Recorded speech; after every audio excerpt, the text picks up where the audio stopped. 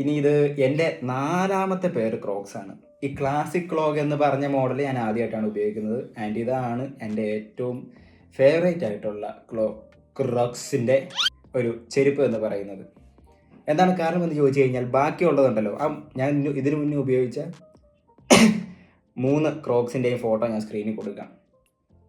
അപ്പോൾ ഇത് ഞാൻ നിർത്താൻ ഉപയോഗിച്ചത് ശേഷം പുതിയ ചെരുപ്പ് മേടിക്കാനുള്ള കാരണം എന്താണെന്ന് വെച്ച് കഴിഞ്ഞാൽ, ഇതിൻ്റെ എല്ലാം സൈഡിൽ കൂടെ ഒരു ബാൻഡ് പോലത്തെ ഒരു സെപ്പറേറ്റ് പീസ് പോകുന്നുണ്ട്.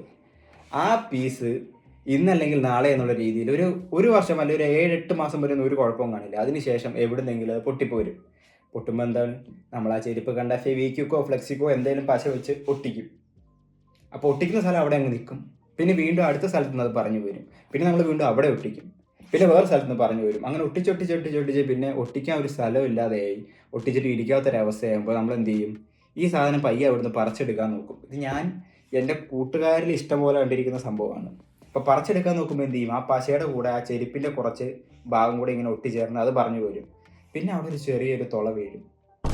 അപ്പോൾ പോട്ടയുള്ള ചെരുപ്പ് നമുക്ക് പിന്നെ ഉപയോഗിക്കാൻ പറ്റത്തില്ലല്ലോ. അപ്പോൾ നമ്മൾ അടുത്ത ചെരുപ്പ് വാങ്ങും.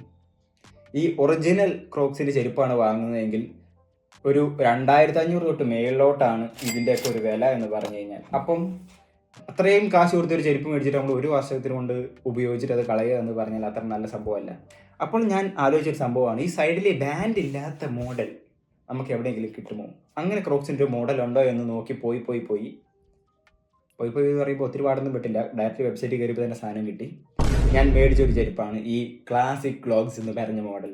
അങ്ങനെ ഇത് ഏകദേശം 3 വർഷം കഴിഞ്ഞു. 4ാമത്തെ വർഷം ഏകദേശം ക്രോസ് ചെയ്യാറായിട്ടുണ്ട്. ഇത്ര നാൾ പിന്നിട്ടിരിക്കുകയാണ്. ഇതുവരെ സാധനം പൊട്ടിപ്പോയിട്ടില്ല, എനിക്ക് മാറേണ്ടി വന്നിട്ടില്ല.